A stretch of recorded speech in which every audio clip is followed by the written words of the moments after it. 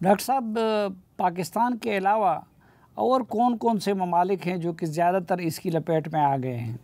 मुसाफिर साहब, सच्ची बात तो ये पूरी दुनिया आ गई और अच्छा। कोई ऐसा कोना नहीं है जो इससे असरअंदाज नहीं होगा। अगेन मैं बात कर रहा हूँ, ये आलमी, इसको ग्लोबल क्लाइमेट चेंज इसलिए कहते हैं कि ये कोई जगह ऐसी रहेगी नहीं। फ़र्क ये है कि कुछ जगहों को पहले होगा, कुछ जगहों को ज़्यादा होगा, और हर जगह पे इसके नताइज जो हैं या इसकी जो अलामतें हैं वो मुख्तलिफ होंगी। पाकिस्तान उन ममालिक में है जहाँ ये साफ जाहिर हो गया है कि हमारा जो इम्पैक्ट है वो निस्बतन पहले हो रहा है। और ना सिर्फ पहले हो रहा है, और ये एक अहम बात है करने को, वो कई तरीकों से हो रहा है। देखें, अफ्रीका सबसे ज़्यादा इससे हिट होगा, खुसूसन जो गर्मी की शिद्दत है उससे। हमने ऑस्ट्रेलिया में फायर्स देखी, हमने कैलिफोर्निया में, अमेरिका में फायर्स देखी। यूरोप जो है अब वो तकरीबन हर साल एक शदीद गर्मी की लहर से गुजरता है, उसमें अमवात भी होती हैं। पाकिस्तान में हमने जो है फ्लड्स देखने शुरू कर दिए। देखें, पिछले, आप समझ लें कि 1950 से लेके अब तक तकरीबन 20 बड़े फ्लड्स आए। उसमें से अगर हम पिछले 20 साल में देखें तो उनकी तादाद भी बढ़ गई है, उनकी तवातुर भी बढ़ गया, और हर फ्लड का जो है वो साइज भी बढ़ना शुरू हो गया। तो हम अभी कई बार आजकल हम समझते हैं कि फ्लड है, लेकिन अगर आप देखें कि जो पाकिस्तान में ड्राउट्स है उनका पैटर्न, आपके खुसूसन थल के इलाके में, बलूचिस्तान के इलाके में, वो पिछले कई सालों से अब वो इतने तवातुर से हो रहा है कि वो हमने उसे एक्सेप्ट कर लिया है एज ऑब्वियस। मैं कराची का जिक्र कर रहा था कि 5वां सीज़न एक्सट्रीम हीट का, जिसमें रेगुलर अमवात होती हैं, उनकी होती हैं जो माइग्रेंट्स हैं, दूसरे इलाकों से काम करने आए हुए हैं, जिनका काम बाहर धूप में है, और खुसूसन पानी और शेड, साया ना होने की वजह से उसका इम्पैक्ट होता है। सो ये हर जगह होती है, लेकिन सवाल जो जस्टिस का बनता है वो यही कि कुछ जगह पहले हो रही है और कई जगह मुख्तलिफ हो रही है। हमारी जो जोग्राफी है कि जिसकी हमें बड़ी फ़ख्र है कि हमारे मुल्क में हर किस्म का जोग्राफिया है, दुनिया के बुलंद तरीन पहाड़ों से लेकर समंदर तक, उसका एक असर ये है कि हर किस्म का जो इम्पैक्ट है क्लाइमेट का, वो हमें पाकिस्तान में या नज़र आ रहा है, या हमें ये नज़र आ रहा है कि वो उसके हमें इम्पैक्ट नज़र आएंगे। अच्छा, मौसमों पे भी मसलन हम कहते हैं कि ये हरीफ है, ये फलां मौसम है, हम कहते हैं कि हमारे पास, बल्कि इस पे फ़ख्र भी करते थे कि हमारे पास 4 मौसम हैं, तो उसके आगे पीछे होने पे भी फ़र्क आएगा?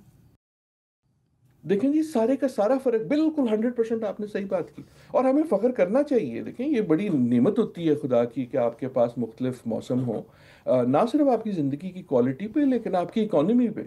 देखें ना, जब रबी और ख़रीफ का हम जिक्र करते हैं कि आपने एक पूरा अपना जो इक़्तिसादी निज़ाम है वो मौसम पे बनाया हुआ है ना, इसलिए हम उसको रबी और ख़रीफ कहते हैं।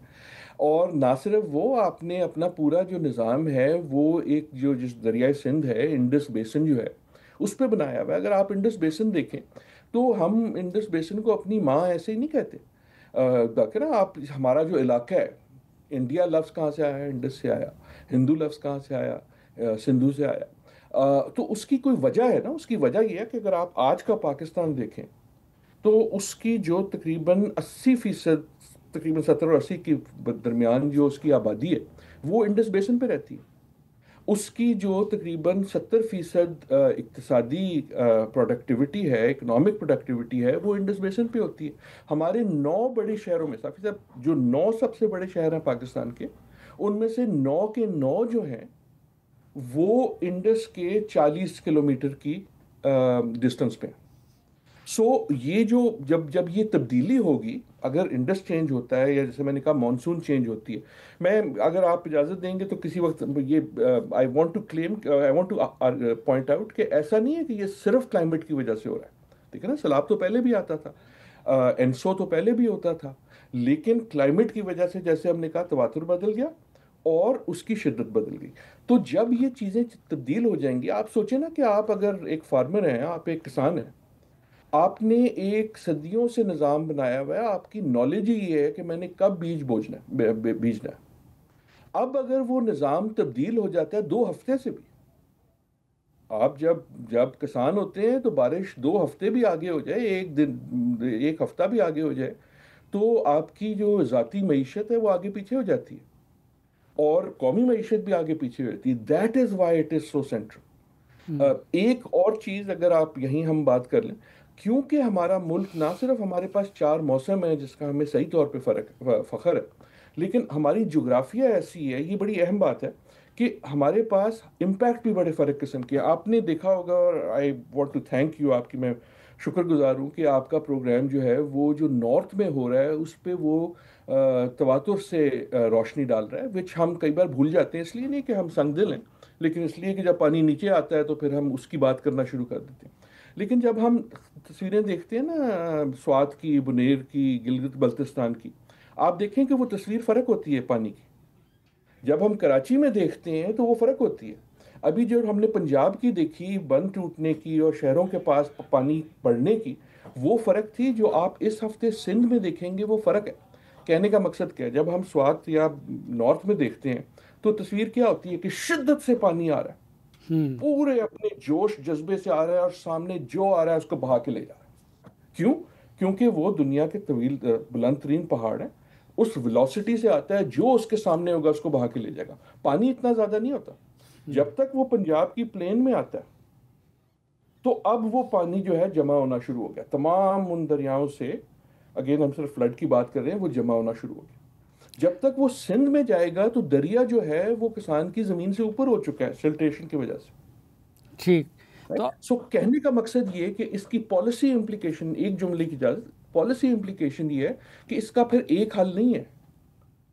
हमारे नॉर्थ के हल मुख्तलिफ हैं, हमारे बड़े शहरों के हल पंजाब में मुख्तलिफ है, कराची का हल जो है वो बेहतर निकासी है, सिंध का हल जो है वो मुख्तलिफ है। That is why we need better development policy to do better climate policy. यानी इसका मतलब ये है कि अब हमारे किसानों को भी जिस वक़्त चावल उगाना था तो उसको आगे पीछे करना होगा, जिस वक़्त गंदम बोना था तो उस वक्त उसको आगे पीछे करना होगा, तो ये साथ ही चीज़ें साथ भी तब्दील होंगी। नहीं, बट अगर ऐसा होता ना तो मैं कदरे फिर भी मुतमईन होता।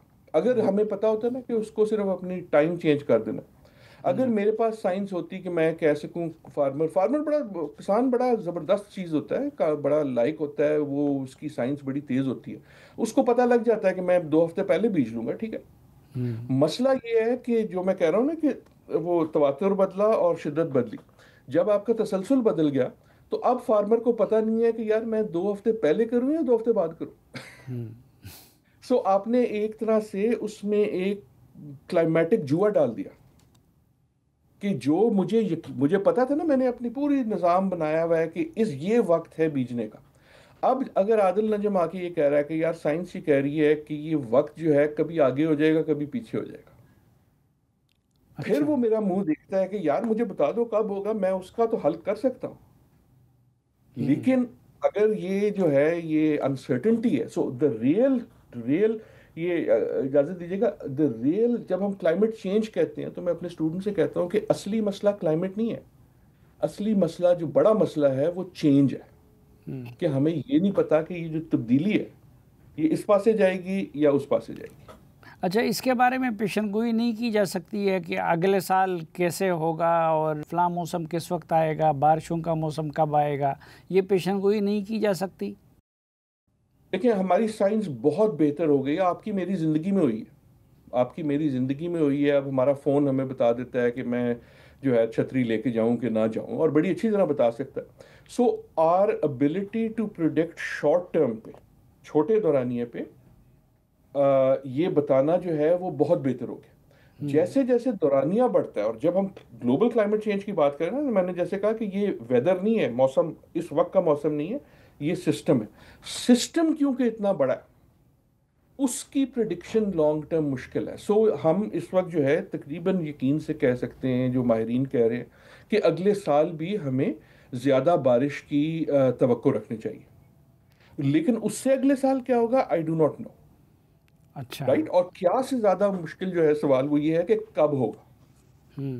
सो जब हम फ्रीक्वेंसी की बात करते हैं, इट इज़ बोथ कि व्हाट विल हैपन एंड जो व्हेन वाला है। सो यस, हमारी प्रिडिक्शन बेहतर हो गई है, हमारी साइंस बहुत बेहतर हो गई है, लेकिन सिस्टम इतना कॉम्प्लेक्स है। साइंसी लिहाज से ये जो क्लाइमेट का सिस्टम है ये इस दुनिया का सबसे कॉम्प्लेक्स। आप देखें ना, अगेन जैसे मैंने कहा कि हमारे जो अभी बारिशें हो रही हैं, इनकी जो पैदाइश है वो कहीं पैसिफिक ओशन में हुई है। ठीक। आप देखो ना, आप मलेशिया क्रॉस किया, इंडोनेशिया क्रॉस किया, उधर जाके कहीं जो है वहाँ जो हालात हुए उससे एक निज़ाम बना, जो हमारे यहाँ आके मानसून बना, और वो मानसून हमारी नेमत है, हमारी तो सारी सकाफत उस पर बेस करती है, लेकिन उसमें अनसर्टेनिटी आ अच्छा डॉक्टर साहब, एक ये रुझान नहीं आया है कि सर्दी में कमी वाक़या हो रही है और गर्मी में इजाफा हो रहा है?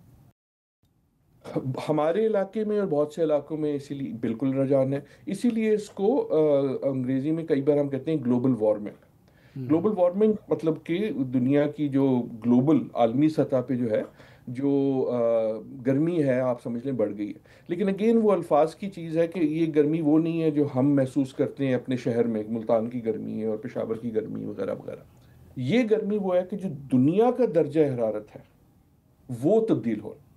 अब उसका कई जगह पे असर, इंक्लूडिंग पाकिस्तान, पाकिस्तान में ये मसला जो है, सो ग्लोबली टेम्परेचर चेंज हो रहा है। उस टेम्परेचर चेंज की वजह से वो निज़ाम चेंज हो रहा है, राइट? क्योंकि देखो ना, जी। जो समंदर को, जब दुनिया का टेम्परेचर चेंज हुआ तो समंदर के ऊपर जो हो रहा है, जिससे बादल बन रहे हैं, वो तब्दील हुए। वो क्योंकि जो भाप बनी वो तब्दील हुई, जब बादल तब्दील हो गए तो वो जब तक यहाँ पहुंचे और हमारे पहाड़ों से टकराए और उसने हमें बरसात दी तो वो तब्दील हो गई। पाकिस्तान की जोग्राफी में यू आर एग्जैक्टली राइट, और बहुत सारे ममालिक में, कि ज़्यादा मसला जो है वो गर्मी का है, जिसमें ना सिर्फ वो शिद्दत की बात है जो हमने कराची में की, उसमें ना सिर्फ वो शिद्दत की बात है जो हम इस्लामाबाद और लाहौर में भी महसूस कर लेते हैं, लेकिन उस गर्मी के जो नताइज हैं, चाहे उसका असर हो लाहौर की स्मॉग का, स्मॉग जो है वो क्लाइमेट चेंज का मसला नहीं है, वो पोल्यूशन का मसला है, लेकिन इट गेट्स लिंक्ड। उसका जो मसला है वो आपके नॉर्थ में जो ग्लेशियर्स हैं, पाकिस्तान की एक मैजेस्टी ये है कि हमारे पास दुनिया के बुलंद तरीन पहाड़ और अहम तरीन ग्लेशियर्स हैं, राइट? और गर्मी अगर होती है तो उनकी जो पिघलाहट की जो जो हमारी वाटर सोर्स है वो तब्दील होती है। हम इसका सोचते हैं साफी साहब अमूमन कि अच्छा अगर वो पिघलेंगे तो सैलाब जो है ना वो हमारी प्लेन्स में बदल जाएगा, बढ़ जाएगा। लेकिन मेरा ताल्लुक उन्हीं प्लेन से है, लेकिन मेरे ख्याल में हम ज्यादती ये करते हैं कि हम भूल जाते हैं कि वहाँ होने से पहले जो लोग पहाड़ों पे हैं उन पे क्या असर पड़ेगा। मसलन ये जो अभी हम हालात देख रहे हैं, इसका आगाज जो है वो हुआ था एक कराची की बारिशों से, और दूसरा नॉर्थ में आपकी जो क्लाउड बर्स्ट हुआ गिलगित बल्तिस्तान के ऊपर, और उसके साथ जो आपकी ग्लेशियर मेल्ट हुए। मसलन आपकी गिलगित बल्तिस्तान में एक इलाका है, आई होप उसका नाम सही बोलूं, तलीदास गुपिस, GUPIS, मेरी माजरत अगर मैं उसको सही जी। बोल नहीं रहा। लेकिन वहां एक ग्लेशियल लेक जो है वो आप समझ लें एक जमी हुई लेक है। जब आपकी गर्मी होगी और वो पिघलेगी तो एक चीज कहते हैं ग्लोफ, अगेन मैं साइंस में नहीं जाऊंगा, उसका मतलब ये है कि जो ग्लेशियल लेक है वो आउटवर्ड बर्स्ट करती है। मसलन आप समझिए कि पूरी बड़ी की बड़ी जमी हुई जो लेक है ना वो फट गई, और ये बॉम्ब के लेवल की वो चीज होती है। आप समझे ना, बहुत बड़ी लेक है, वो जमी हुई है, और उसका जब वो पिघलने की वजह से उसका बंध जो है, जो बर्फ का ही है, वो टूटा, तो पूरी की पूरी वो जो पानी है और जो बर्फ है वो इन इन गांव पे आ गई। हमने अगस्त में ख्याल में 20, 22, 25 इस किस्म की तारीखों में ये देखा कि वो जब लेक हुई गिलगित बल्तिस्तान में, तो जो उसकी जद में गांव थे, जिसमें से मेरे ख्याल में एक का नाम रोशन था, एक का नाम हाकिस था, अगेन मैं सारी डिटेल नहीं जाता, बहुत छोटे छोटे थे, लेकिन वो तमाम जेरे आब आ गए। लेकिन वैसे जेरे आब नहीं आए जैसे हमने प्लेन्स में देखा है। प्लेन में तो देखा ना, घर खड़ा है और सामने पानी आ गया और थोड़ी देर में पानी उतर जाएगा। ये पानी उतरता नहीं है, जोग्राफिया तब्दील हो गया। मैं आपको अगर इसकी एग्जांपल दूं ना, बेस्ट, आपके नाजरीन जानते होंगे, शायद आप गए भी हों, बड़ी खूबसूरत जगह बन गई है जिसका नाम है अताबा। अताबाद जी। तस्वीरें लेते हैं, जी। होटल बनते हैं। मैंने शायद पहले भी जिक्र किया, 2010 तक अताबाद लेक तो मौजूद ही नहीं थी। 2010 में आया आपका फ्लड, उससे हुआ ग्लेशियल वो स्लाइड हुई, और अताबाद गांव एक होता था, गांव हो गया गायब, और स्लाइड की वजह से वहां एक लेक बन गई। देखिए, मेरी गुजारिश आपसे ये है, आजकल हम सिक्योरिटी सिक्योरिटी हर वक्त करते हैं, अगर एक दुश्मन आके आपका एक गांव जो है उसको हटा देता है, नीस्त नाबूद कर देता है, तो आप क्या करेंगे? आप तो सारी टीवी शीवी रोक के, हर बात रोक के कहेंगे कि यार इसका कुछ करो, ये तो सिक्योरिटी का मसला। यहां मौसमी तब्दीली की वजह से गांव का गांव गायब हो गया, और हम कैमरे लेके पहुंच गए इंस्टाग्राम इंस्टाग्राम खेलने में। मैं सिनिकल नहीं हो रहा, पर मैं ये कह रहा हूँ कि जो शख्स उस गांव में रहता है, जिसने इस अगस्त 22-23 जो भी तारीख थी, उसने वो आउटबर्स्ट देखा। और इस बार तो अल्लाह का भी बहुत शुक्र हुआ है, और हमने देखा कि जो मकामी इल्म था, जो मकामी लोगों का था, उसमें तीन, सुना मैंने ये कि तीन चरवाहे थे जो अपनी बकरियों का ख्याल रख रहे थे, जिन्होंने, क्योंकि आवाज़ पहले आती है, दे फिगर्ड आउट कि क्या हो रहा है। उन्होंने लोगों को जो है अपने घरों से निकाला, तो कोई जानी नुकसान नहीं हुआ। लेकिन ये हम पेशन गोई है ना, एक तरह से एक पेश खैमा है कि यार इस किस्म की चीज़ें होती हैं। तो जब हम इन इलाकों में बात कर रहे हैं, तो सैलाब सिर्फ ये नहीं है कि सैलाब आया और पानी चढ़ गया और फिर किसी वक्त उतर जाएगा। हम ग्लेशियल उसके साथ तो ये कह रहे हैं ना कि आपका जियोग्राफिया ही बदल गया। जहाँ कल लेक नहीं है, वहाँ आज लेक बन गई। जहाँ कल मेरा गांव था, हम्म। अब वो गांव नहीं रहा। सो आई एम नॉट, मैं डराने की कोशिश नहीं कर रहा। मैं ये कह रहा हूँ कि अगर हम जब ये जानते हैं, इसकी साइंस भी जानते हैं थोड़ी बहुत, हम कुछ ना कुछ कह सकते हैं कि क्या होगा, तो हम इसका वो तदारुक कर सकते हैं। एंड द गुड न्यूज़ सिर्फ, या सिल्वर लाइनिंग ये है कि तदारुक के लिए, जैसे मैं कह रहा था, बहुत सी चीज़ें ऐसी हैं जो वैसे ही हमारे लिए अच्छी